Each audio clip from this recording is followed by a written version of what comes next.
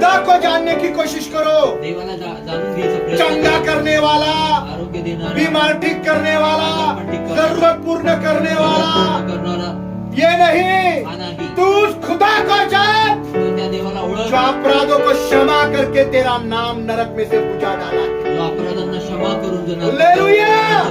Praise the Lord! जिसने अपने लहू के वसीले से तुझे उद्धार दिया है, उस खुदा को तू जान। ज्या देवाने आपल्या रक्ताच्या द्वारे तुला तारण दिलेलं आहे त्या देवाला तू ओळख. Praise the Lord!